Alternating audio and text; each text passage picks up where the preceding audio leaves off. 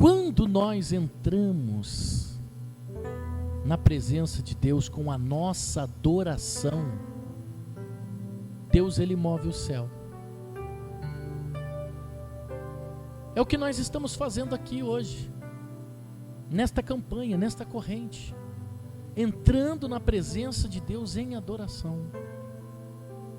E esse é o segredo da campanha. O segredo do resultado da campanha é quando a gente foca a Deus, aquele que tudo pode, aquele que tem o domínio, que tem o controle de todas as coisas. É quando a gente foca Ele como magnânimo, como Senhor, como Mestre, como Deus do impossível. O segredo da campanha é esse. Eu não sei se você já reparou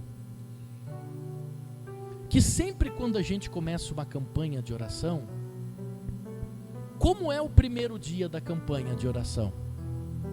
A igreja lota, é ou não é? Não é assim o primeiro dia da campanha? E por que que a igreja sempre lota no primeiro dia e no último dia da campanha? Porque as pessoas querem buscar os elementos que nós consagramos, igual a água. A água nós subimos no monte, nós consagramos a água lá em cima. Eu creio pela fé que uma vez consagrada a Deus, ela sai do natural e passa para o sobrenatural. Não é isso que fazemos com o sangue da uva? Quando consagramos o sangue da uva, ela passa a ser o quê? O sangue de Jesus, na Santa Ceia. Só que eu vou revelar para você aqui agora um segredo importante. Deus, e se você colocar em prática, a campanha dá certo na sua vida. Deus, Ele não é o gênio da lâmpada, que quando a gente precisa, a gente vai lá dar uma esquentada na lâmpada. Quem já ouviu falar da história do gênio da lâmpada? Não é nem ficção, isso é um conto, não é real. O gênio da lâmpada é o Aladim, que achou a lâmpada, e ele esfrega a lâmpada, e lá de dentro sai um gênio para realizar 3 desejos. Lembrou do Shazam. Quem que é os antigos aí? Quem que assistia Shazam? Que, olha só, velho, seus velhos. Eu só falei para ver quem sabia. Eu não sei o que é isso aí. É quando eles cruzavam o anel, chegava lá, Shazam.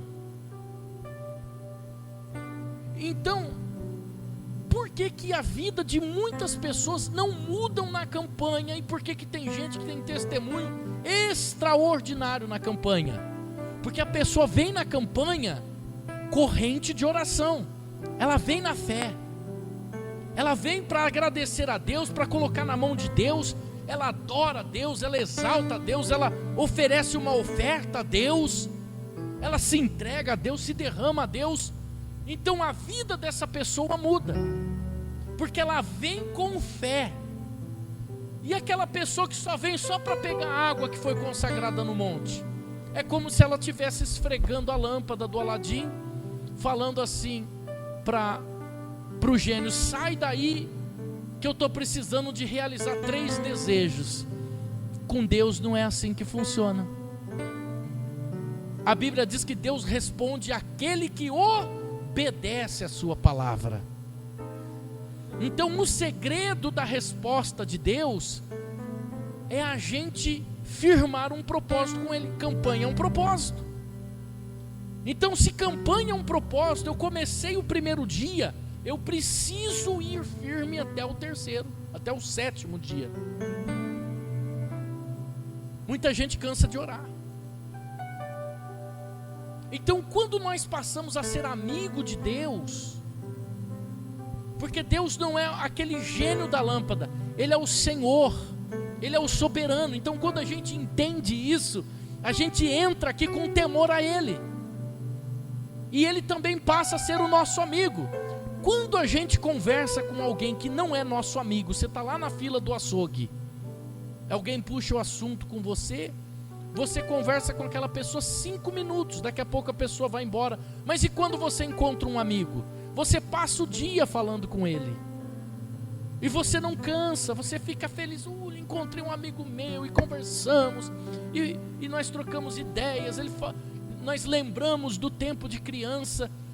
Então, Deus é esse amigo aonde nós não podemos nos apressar para sair da presença dele. Tanto que a palavra de Deus recomenda que quando entramos na presença de Deus, não se apresse em sair. Então esse é o segredo da campanha. É a gente afirmar, olha, vamos fazer um pacto com Deus de 7 dias de clamor.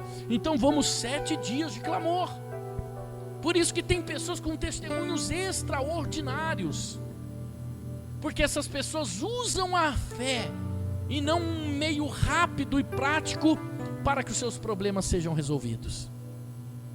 Eu vou contar para você uma história que está no livro de Números, capítulo 21, só para você entender o que estava acontecendo lá atrás com o povo de Deus. Quando Deus tira o povo de Israel do Egito, esse povo vem guerreando pelo deserto, e toda nação que cruza com Israel, eles pelejam contra aquela nação e eles vencem a batalha. Só que Israel chegou perto dos edonitas, e quando eles chegam perto dos edonitas, Moisés diz assim: nós vamos dar a volta e nós não vamos guerrear contra os edonitas, porque esse povo são nossos irmãos. E nós estamos proibidos por Deus de fazer guerra com Edom. Deus proibiu a gente. Então o judeu, ele é proibido de fazer guerra contra os árabes. Então, quando eles chegam naquela região, eles dão a volta por cima. E tem um povo que não concorda, tem um povo que fica reclamando, tem um povo que fica blasfemando, tem um povo que fica ali desconfiando até mesmo da grandeza de Deus, vendo o que Deus estava fazendo, vendo que Deus era com ele. O povo ainda reclamava. Vê se não dá para identificar com a gente. Era um povo que só queria. O povo só queria receber. Mas o povo não queria cumprir ordens. O povo não queria cumprir mandamentos. Então, de repente é enviado no meio do deserto serpentes. E essas serpentes começam a picar o povo. E o povo começa a morrer. É cobra para todo lado, é serpente para todo lado. E o povo começa a morrer no meio daquele monte de cobra. Então Deus, ele, para testar a fé, para ver aonde estava a fé da pessoa, ele dá uma ordem para Moisés. Capítulo 21, versículo 8, ele diz assim: disse o Senhor a Moisés: faze-te uma serpente ardente e põe-na sobre a haste, e será que viverá todo o que, tendo sido picado, olhar para ela. E Moisés fez uma serpente de metal, em algumas versões de cobre, em outras versões de bronze, e pô-la sobre a haste. E sucedia que, picando alguma serpente a alguém, quando ele olhava para a serpente de metal, ele vivia. Então uma serpente, que a Bíblia chama de Neustã, é colocada, uma serpente de bronze, de metal, é colocada no meio do deserto, feita, confeccionada por Moisés. E quando alguém era picado pela serpente, alguém olhava para a serpente de metal e era curado.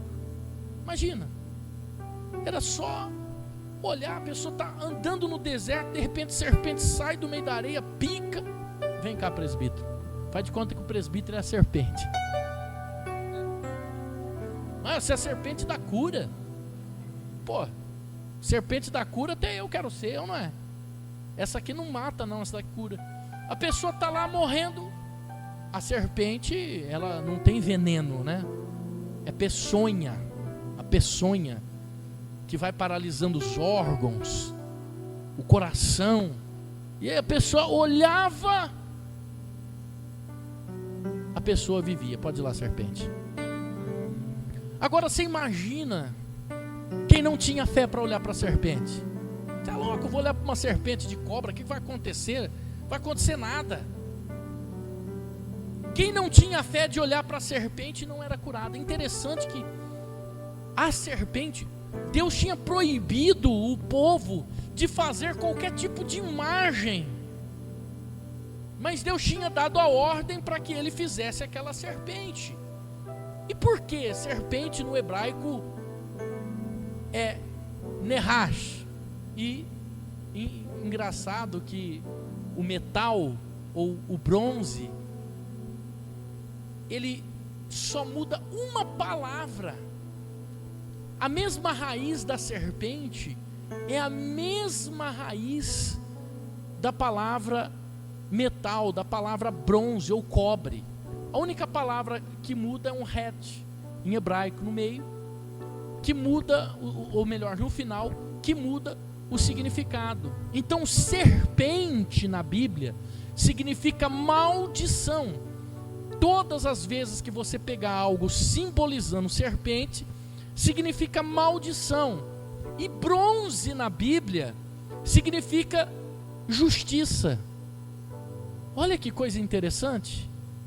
Então, Moisés cria uma maldição, uma serpente, feita do bronze, do cobre, que simbolizava a justiça. Nós não podemos esquecer que o livro de Gênesis, ele é uma espécie de um livro apocalíptico. O livro de Gênesis, ele é um livro com simbolismos. É como o livro do Apocalipse. Você não pode ler o livro do Apocalipse na íntegra e entender ele na íntegra. Por isso que nós estamos na sexta-feira aqui, na nossa escola bíblica, com um curso extraordinário. Quem está vindo na sexta-feira? Nós estamos falando sobre o quê? Escatologia. Então por isso que nós na sexta-feira estamos com um curso de escatologia. Eu vou explicar um pouquinho para você o que é escatologia, só para você entender. Coloca para mim Gênesis capítulo 3. Olha só que você vai entendendo o que são simbolismos. Eu não vou pregar sobre isso hoje. Um dia eu falo, talvez na escola bíblica eu falo. Gênesis capítulo 3, eu acho que é no versículo 14, não me lembro. Que Deus, ele dá a punição para a serpente. Aqui não é um animal, entenda isso. É um livro simbólico. Deus não está punindo a cobra, o animalzinho que foi ele que criou. Deus está punindo Satanás, como diz em Apocalipse 12. Satanás, a antiga serpente, que se camuflou de serpente. Então disse o Senhor à serpente, Deus está punindo. Ela enganou Adão e Eva, cada um está recebendo uma punição. Qual que era a punição da mulher? Acho que é no 15 a punição da mulher. Põe no 15. 16. A punição da mulher. Escatologia faz você entender isso daqui, ó. Multiplicarei grandemente a dor da tua conceição. Qual foi a punição da mulher pelo pecado? Foi ter filhos? Foi ter dor de parto? Ou foi ter a dor aumentada? Eu leio o texto devagarzinho que você vai entender. Ou seja, a mulher já tinha dores de parto. Ela teve a dor multiplicada. Cada um está recebendo uma punição. Mas olha a punição da serpente no 14. Então o Senhor disse à serpente: porquanto fizeste isso, maldita, maldita você vai ser. Ou seja, a serpente, ela simboliza maldição. Quem está entendendo? Então olha só, Deus está dizendo: fizeste isso, maldita será. Então, serpente na Bíblia, o simbolismo dela é de maldição. Você vai ser mais do que todas as feras, mais do que todos os animais do campo, sobre o teu ventre andarás, e pó comerá todos os dias da sua vida. A cobra come pó, gente. Mas Deus está falando para quem? Para a cobra ou para o diabo? E qual foi a punição do homem? O homem era luz. Deus, quando vai punir o homem, Deus tira o direito dele do quê? Da vida eterna. Ele era eterno. Deus falou assim: portanto você é pó. Então, a partir de hoje, a serpente vai te devorar todo dia, porque a maldição que foi dada a ela é comer pó todo dia. E você, homem, é pó. Você vai ser devorado pela serpente todo dia. Quem está entendendo? É por isso que nós estamos numa luta espiritual, numa batalha espiritual, que você precisa ver, você não enxerga. O mundo espiritual é invisível, mas enquanto você não entender que nós estamos travando uma batalha espiritual, você vai fazer dessa campanha apenas o Shazam, o gênio da lâmpada. Você não vai levar a sério. Por isso que no primeiro dia da campanha lota. Todo mundo: eu vim buscar água lá do monte e tal. Vai acontecer alguma coisa? Não vai. Por quê? Porque o segredo não está na água, o segredo está na fé, está no poder que foi consagrado. Mas quem não tem fé, o milagre não acontece. Jesus pode estar aqui presente, fisicamente. Se você não tiver fé, o milagre não acontece. Não foi isso que aconteceu com Jesus? Porque a gente fala assim: nunca Jesus deixou de realizar um milagre. Mas tem um texto, não sei se agora é em Mateus, que diz assim que Jesus teve que ir embora de uma cidade. Agora eu não sei, não me lembro se é a Galileia, se é Nazaré. Jesus foi embora de Nazaré porque não conseguiu realizar nenhum milagre em Nazaré. E por que ele não realizou milagre em Nazaré? O texto é claro: por causa da fé das pessoas. Então Jesus pode estar presente, se não houver fé, nada vai acontecer. Bom, então nós temos aqui uma cobra que simboliza maldição, e nós temos o homem que simboliza o pó da terra, que é devorado, que é comido por essa serpente todo dia. A batalha espiritual acontece todo dia na nossa vida. Todo dia, quando você acorda, está ali uma batalha espiritual para ser travada. Por isso que a gente já precisa acordar na direção de Deus, pedindo a direção de Deus, pedindo a proteção de Deus, de acordar em oração, de acordar em consagração. Tem gente que lê mais o celular do que a Bíblia, do que a palavra de Deus. E aí nós estamos lá no deserto, por causa da desobediência, vem uma maldição para o povo: cobras, serpentes que estão picando o povo. E aí Deus manda que fizesse uma cobra, mas de bronze. Então esta serpente, no livro de Números, capítulo 21, essa serpente de bronze, ela aqui não representa o diabo, e ela também não representa a maldição. Ela é responsável agora para purificar o povo.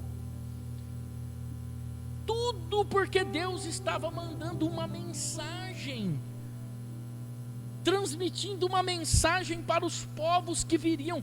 Deus não faz nada sem propósito.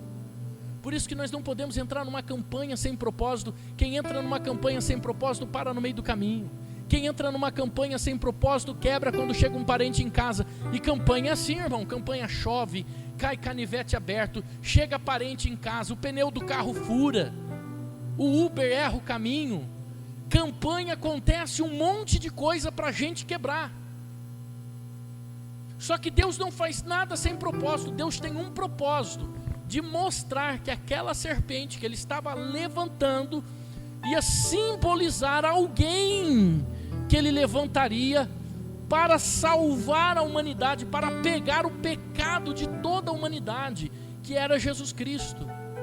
Então Jesus simbolizou uma cobra, uma serpente, ele não era maldito, mas ele pegou todo o pecado, toda a praga, toda a doença do mundo inteiro. Entenda isso. Quantas doenças nós temos? Você consegue enumerar o nome de doenças, começando pelo alfabeto, de A a Z? Será impossível nós enumerarmos os nomes de doenças, de enfermidades que nós temos hoje. Mas a Bíblia diz que Jesus pegou todas essas doenças e levou para o Calvário. Ele se encheu, ele se fez maldito, ele se fez maldição por nós, porque o bronze simboliza a justiça de Deus, a purificação do povo. Assim como aquela serpente de bronze lá no deserto simbolizava a Cristo, ao próprio Jesus. Então essa Neustã, que você vê lá no símbolo da medicina, aquela cobra no símbolo da medicina, ela não representa o mal, ela representa o próprio Jesus Cristo. O livro de Gálatas, capítulo 3, versículo 13, se o Rodrigo colocar para nós na tela, ele diz assim que Cristo se fez maldito, porque maldito era aquele que fosse pendurado no madeiro. Então todo que fosse pendurado no madeiro era maldito. Ele se fez maldito por nós, pegando todo o nosso pecado, pegando toda a nossa dor, toda a nossa doença e levando sobre ele. Então, aquela cobra, aquela serpente que tinha lá no deserto, que Moisés levantou, hoje nós temos uma que é Jesus. Então, vem cá, cobra, agora essa aqui é a cobra boa, vem cá. Então, quando a Bíblia diz que ele pegou a doença, as enfermidades, ele pegou tudo que não presta e trouxe para ele. Então quando isso vem sobre a nossa vida, para onde que nós temos que olhar? Para a serpente lá, não a serpente Satanás, mas a de bronze, a que simboliza purificação. Quando eu olho para ela, os meus pecados são livres, as minhas doenças são curadas, as minhas enfermidades desaparecem, porque a Bíblia diz que o castigo que nos trouxe a paz caiu sobre ele, e pelas suas pisaduras nós somos sarados. E não é só isso. João 3,16 diz assim: porque Deus amou o mundo, coloca para mim na tela, porque Deus amou o mundo de tal maneira, amou tanto, que deu o seu Filho único, para que todo aquele que nele crê não pereça, mas tenha a vida eterna. João 3,16, cadê o texto? Olha lá, ele amou o mundo de tal maneira, que deu o seu Filho unigênito, para que todo aquele que nele crê não pereça, mas tenha a vida eterna. Mas qual é a raiz desse texto? Qual é a raiz desse texto? A raiz desse texto começa com a serpente no deserto, lá atrás. Se não fosse aquela serpente lá atrás, nós não teríamos um simbolismo de restauração hoje, porque a raiz desse texto, que está no versículo 16, começa na verdade no versículo 14. Olha o que diz o versículo 14: e como Moisés levantou a serpente no deserto, assim importa que o Filho do Homem seja levantado. Versículo 15, precisa mudar mais rápido. Versículo 15: para que todo aquele que nele crê não pereça, mas tenha a vida eterna. Então agora, quando eu olho para Jesus, que simbolizava aquela serpente que Moisés levantou, eu passo a crer nele, e eu não pereço, mas eu tenho a vida eterna. Aí vem o 16: porque Deus amou o mundo de tal maneira, que deu o seu Filho unigênito, para que todo aquele que nele crê não pereça, mas tenha a vida eterna. Mas os olhos estão para a serpente lá atrás. Então, quando você olha para aquilo que Deus criou, fez como projeto de salvação, a cobra era o projeto de salvação no deserto. Quem não olhasse morria. Tinha muita gente que com certeza criticou: Moisés é louco, desviou. apostatou. Eu não vou lá olhar para aquela cobra, morria. Mas aquele que cria, aquele que obedecia, que pela fé ia lá, olhava, recebia a cura, era curado, porque ele estava cumprindo o que Deus tinha mandado ele fazer. Então, o que nós precisamos aprender hoje? A mensagem é um pouco complexa, mas se você vir na sexta-feira, na escola bíblica, aprender sobre escatologia, você vai começar a decifrar as coisas. O que eu aprendo hoje aqui? Que nós estamos em uma batalha, em uma guerra. Eu aprendo que todos os dias a serpente quer comer o pó da terra. Que todos os dias a serpente, o diabo, quer nos devorar. Ele quer acabar com a família, ele quer acabar com a sua vida, ele quer acabar com as suas emoções. Ele é o inimigo do homem. Tem gente que chega para mim e fala: ai bispo, eu não estou aguentando mais minha sogra. Ai bispo, meu vizinho está tacando pedra no meu gato. Não é isso? Você está rindo, mas é sério. Só que a Bíblia, ela garante que a nossa luta não é contra a carne ou sangue. Não é. Não é o vizinho, não é a sogra, não é o sogro, não é o primo. São entidades, são potestades, dominadoras de pessoas. Não é isso que a Bíblia diz? Os dominadores desse mundo, que domina a mente dessa pessoa, para você entrar em guerra. E é na hora de ir para o culto, é na hora de orar por alguém, é na hora de você ministrar uma palavra, é na hora de você falar de Jesus para alguém. Alguma coisa acontece para te travar, para te estagnar, para deixar você travado com a sua vida mesquinha, sem fruto. Então, aprenda uma coisa hoje: nós estamos em uma guerra, nós estamos em uma batalha. Todos os dias a cobra lança a sua peçonha. E quando uma pessoa ela é picada pela cobra aqui, a física, o que acontece com ela? Se ela não for para o hospital rapidamente, ela morre. Chegando no hospital, o que acontece? Lá eles aplicam um soro que chama soro antiofídico. Você sabe como o soro antiofídico é feito? Eles tiram da própria serpente a peçonha, o veneno, entre aspas, aplica em pequena dose no cavalo. Depois eles tiram o sangue do cavalo, leva para o laboratório, porque o cavalo desenvolve anticorpos com a picada da serpente. E com esses anticorpos separados,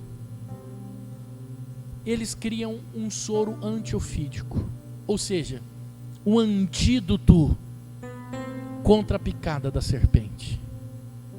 Está no sangue do cavalo. Mas o antídoto contra a picada da serpente Satanás está no sangue de Jesus. Nesse sangue há poder, nesse sangue há libertação. E pode haver uma libertação na sua vida. Basta você crer. Vim com fé, mas com fé. Se você puder ficar em pé, eu quero orar por você. É pela fé. A campanha funciona pela fé. Eu quero chamar alguém que entrou aqui com alguma dor, com alguma enfermidade. Tem alguém que entrou aqui doente, que está com alguma dor. Vem cá. Vem. Em nome de Jesus. Cadê os outros pastores, presbíteros? O que está acontecendo com a senhora? Então, há uma semana e pouco, eu peguei uma dor muito forte na articulação aqui desse braço. Aí deu uma melhoradinha, mas aí passou para esse. Saiu de um braço, passou para outro. Não quer ir embora. Então vem cá, eu vou orar para a senhora. Os pastores vão orando lá. Em nome de Jesus. Em nome de Jesus. Dor, enfermidade, Segura aí, Josué. Eu te repreendo agora em o nome do Senhor Jesus. Sai daí agora. Pelo sangue de Jesus que foi vertido na cruz do Calvário. E pela fé. Meu Deus, a tua filha levantou a mão e veio para frente. É a fé dela. Em nome de Jesus. Não põe a mão nela, irmã. Em nome de Jesus. Sai daí agora. Enfermidade. Pega uma água para ela ali da campanha, por gentileza. Pela fé. Abre aqui. Abre aí. Pela fé. Fala assim: Senhor Jesus, usa a minha fé e manda essa dor para o abismo. Bebe aí, em nome de Jesus. Bebe a água. Aí tá bom. Segura um pouquinho aqui, obreira. Abre a mão. Como Jesus morreu lá na cruz do Calvário. Olha aqui para mim, ó. Jesus não morreu de braços abertos? Assim, ó, abre os braços. Em nome de Jesus. Sai. Mexe aí.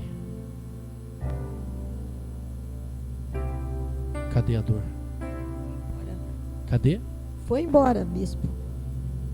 Nossa, passei 15 dias com essa dor que não podia nem mexer com o meu braço. A senhora entrou aqui com dor? Eu entrei com dor. E agora? Agora foi embora.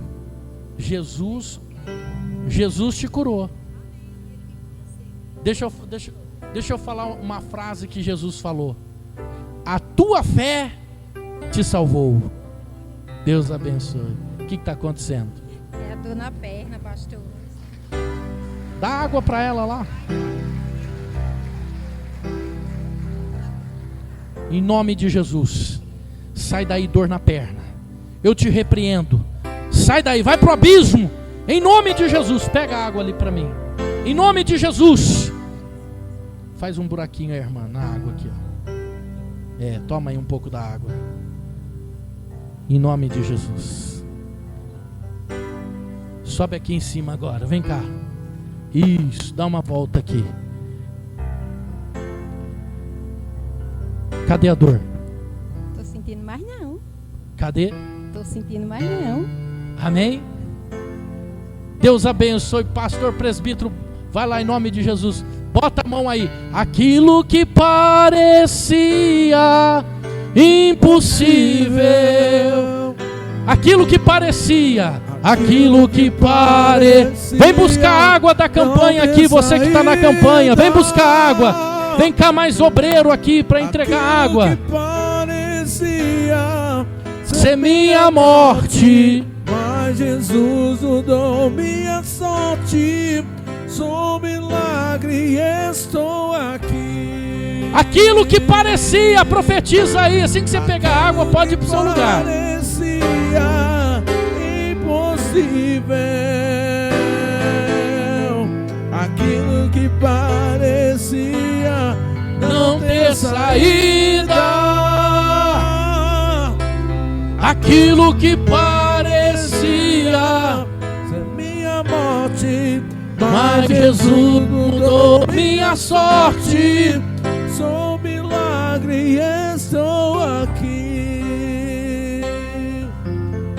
Nunca houve noite que pudesse impedir do nascer do sol e a esperança. E não há problemas que possa impedir as mãos de Jesus pra me ajudar. Nunca houve noite que pudesse impedir o nascer do sol e a esperança. E não há problemas que possa impedir as mãos de Jesus pra me ajudar. Haverá um milagre dentro de mim e vem descendo o rio pra me dar a vida. E esse rio que emana lá na cruz ao lado de Jesus. E haverá um milagre dentro de mim e vem descendo o rio pra me dar a vida. E esse rio que emana lá na cruz ao lado de Jesus.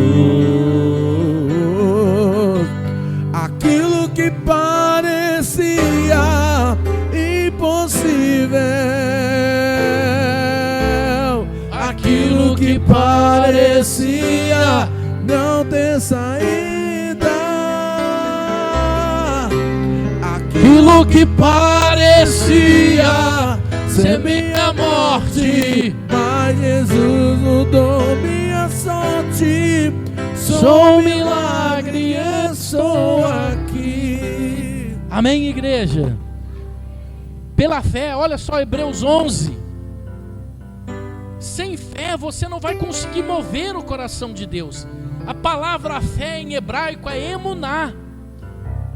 Emuná traduzido para português não é fé, é treinamento. Treinamento. Como que é uma pessoa que treina? Fé é treinar. É ou não é? Eu sou uma pessoa que eu treino. Olha aqui como que eu tô.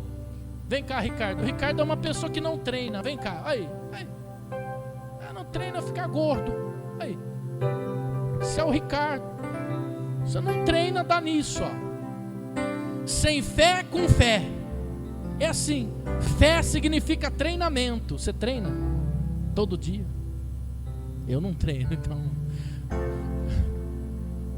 então, em outras palavras, só para você entender, isso é uma ilustração para você entender. No mundo espiritual a gente é assim também. Se você não treina a fé, você vai ficar gordo igual o Adriano. Se você treina, você fica forte, não é? Treinamento. A fé é o treinamento, é a prática. Não adianta você sentar no sofá e falar: eu tenho fé. Age então, age. Abre a boca, libera uma palavra e age. Olha só, Hebreus 11 diz assim: ora, a fé é o firme fundamento, ou seja, é o alicerce inabalável das coisas que se esperam e a prova das coisas que não se vê. Então a fé é o firme fundamento, é o quê? É o alicerce que não cai. Imagina esse prédio sem alicerce. Está aqui o Leandro, que é construtor. Imagina o dono da casa chegar lá e falar assim: o seguinte, eu quero economizar. Dá para você construir uma casa sem alicerce? A gente levanta as paredes aí em cima da terra. Vai aguentar alguma coisa? A fé é o alicerce. É o alicerce firme, olha só. Firme as coisas que se esperam. Se você esperar sem alicerce, você desaba. É o que o texto está dizendo. Se você esperar sem estrutura fundamental, você cai, racha. Primeiro vento derruba. E a prova das coisas que não vê. Eu não estou vendo. Você vê o alicerce? Cadê? Alguém está vendo o alicerce desse prédio aqui? Você olha lá uma estrutura, um prédio, a coisa mais linda. Lá no centro você fala: nossa, que prédio lindo. E o alicerce, você está vendo? Mas a prova daquele prédio estar em pé é o alicerce que tem lá. Você sabe que tem um alicerce, senão o prédio não estava em pé. É isso que é a fé. A fé é isso. Olha só, versículo 6. Ora, sem fé é impossível agradar-lhe. Aqui é Deus.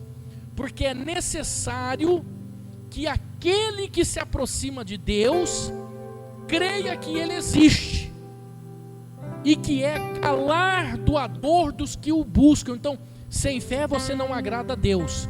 Uma outra coisa, você tem que crer que Ele é galardoador. Você sabe o que é galardoador? Bota no Google aí que vai aparecer. Presenteador. É aquele que dá presente, é aquele que abençoa. Então, primeiro fato provado da fé está na Bíblia. Você tem que crer que Ele vai abençoar, que Ele vai te presentear. Presente é uma coisa que a gente recebe sem merecimento, só por conhecimento. É ou não é? Quem faz aniversário não recebe presente? Não tem nada a ver que eu estou jogando em direta aqui, que dia 1º de setembro é meu aniversário. Nada a ver, não é direta. Mas presente é uma coisa que a gente recebe sem trabalho. É só crer. Então você tem que crer que Ele é galardoador. Eu não sei o que você veio apresentar para Deus aqui. Eu não sei o que você veio trazer para Deus aqui no altar dele. Mas eu sei que Ele é galardoador daqueles que o buscam. Se você está buscando, Ele vai entregar para você. Agora olha só esse texto. Versículo 4. Se você pegar a raiz desse versículo, você vai sair daqui uma pessoa próspera, abençoada. Pela fé, Abel ofereceu a Deus maior sacrifício do que Caim, pelo qual alcançou o testemunho de que era justo, dando a Deus testemunho dos dons, e por ela, depois de morto, ainda fala. Então, Abel ofereceu a Deus uma oferta maior do que o seu irmão. Então entenda, até para ofertar a Deus, você tem que ter fé. Quem não tem fé não oferta, não é verdade? Quem não tem fé não oferta. Quem não tem fé esmola. Eu quero ver você com fé ganhando 200 mil reais por mês. Quanto que é o dízimo de 200 mil? Quero ver você trazer 20 mil para o altar. Falar, não, Deus, é meu dízimo. Eu estou trazendo. Você tem fé para isso? Você fala agora, porque você fala assim, eu queria ganhar 200 mil reais. É claro que eu queria ganhar 200 mil. Nem todo mundo ganha 200 mil, só o Josué que é músico. 200 mil reais. Mas a hora que você tirar 20 mil do meio, você tem que ter fé. Porque quem ganha 200 mil, se não tiver a direção do Espírito Santo, gasta 400, é ou não é? Gasta ou não gasta? Agora, quem é de Deus, quem tem fé, quem é fiel, ganha um salário mínimo, paga as contas e ainda sobra. E por quê? Porque Deus faz aquilo que a gente não imagina, não pensa, não vê, não enxerga. Deus faz o impossível. É ou não é? Então, até para a gente ofertar, a gente precisa ter fé. Agora tem um segredo nesse versículo aqui. Vamos aplicar uma exegese aqui? Pela fé, Abel ofereceu a Deus maior oferta do que Caim, pelo qual alcançou, o que ele alcançou? Testemunho de que ele era justo. Ele era justo, dando Deus testemunho dos seus dons. E por ela, por quê? Pela oferta dele, depois de morto, a oferta dele ainda fala. Meu Deus do céu. Irmão, se você entregar uma oferta pela fé, até depois que você morrer, a sua oferta vai falar. Vai ou não vai? As almas que elas vão ganhar, um templo que você ajudou a construir, vai passar 100 anos, você não está lá, mas a igreja está lá de portas abertas, ganhando almas para Jesus. Alguém está sentando na cadeira, é ou não é? Alguém está sendo abençoado por aquele ministério. Uma alma que você ganhou, ela ganhou a família, o neto, e por aí vai. A nossa oferta, ela fala mesmo depois que a gente morre, mas tem que ser pela fé, porque a de Caim, Deus não aceitou, Deus rejeitou a dele. Mas a de Abel foi aceita, porque ele era justo. Amém? Então não é porque que ele deu fruto podre, maçã podre, melancia velha, nada disso está escrito na Bíblia. É porque ele não foi justo. Ele não foi justo. E Abel foi justo diante de Deus. Amém? Nós vamos entregar a nossa oferta a Deus agora. Nós vamos entregar o nosso dízimo a Ele. Pela fé você vai entregar hoje. Hoje você vai fazer diferente. Você vai entregar, você vai falar assim, pela fé, meu Deus, eu estou entregando pela fé. Se você vai fazer no Pix, eu vou pedir para você segurar o celular na mão. Não faz ainda não, tem um QR Code aí no banco, mas não faz ainda não. Eu quero orar por você. Se você vai precisar do cartão, espera aí, daqui a pouco um obreiro vai até você, mas segura o cartão na mão. Eu quero abençoar a sua vida financeira. Se você vai fazer em espécie, está com o envelope na mão ou não, eu quero abençoar a sua vida financeira. Amém? Glória a Deus. Se você não tem uma oferta para apresentar a Deus, eu quero orar para Deus abrir uma porta de emprego para você ter como honrar a Deus. E Deus vai fazer isso, porque tudo que nós temos, Deus antes nos deu primeiro. Não é isso que diz o Salmo 24? A terra e tudo que nela há pertence a Deus. Então tudo que nós entregamos a Deus, primeiro Ele nos deu. Segure nas suas mãos o seu celular, o seu cartão, a sua oferta. Eu quero orar por você, pela sua vida financeira. Meu Deus, é no nome do Senhor Jesus que eu quero abençoar a vida financeira dessa pessoa, porque pela fé ela está entregando uma oferta hoje de amor no teu altar. É pela fé. Sim, meu Deus, o que ela faz hoje é pela fé. Então abençoe o celular dessa pessoa, a conta bancária dela, que por via Pix ela vai abençoar o Senhor. Abençoe, meu Deus, essa pessoa que está com o cartão na mão, o dinheiro aí, a oferta, entrega a semente. Repreenda na vida dela o devorador, o gafanhoto, que caia por terra, o salário que não dá para concluir o mês, a casa que mais parece uma farmácia. Está amarrado, meu Deus, em nome de Jesus. Abre as janelas dos céus e derrama bênçãos sobre a vida de cada uma dessa pessoa. Abra um emprego para essa pessoa que está desempregada, para essa pessoa que é um empreendedor, uma empreendedora. Que o Senhor traga mais clientes para ela, meu Deus, porque a tua palavra diz que o Senhor honra os que o honram. Então ela está honrando o Senhor, pela fé ela está honrando o Senhor. Então abençoe a vida financeira dela, no nome de Jesus, amém? Espera um pouquinho, segura um pouquinho, deixa eu só falar uma coisa. Esse culto, ele está sendo transmitido pelo rádio.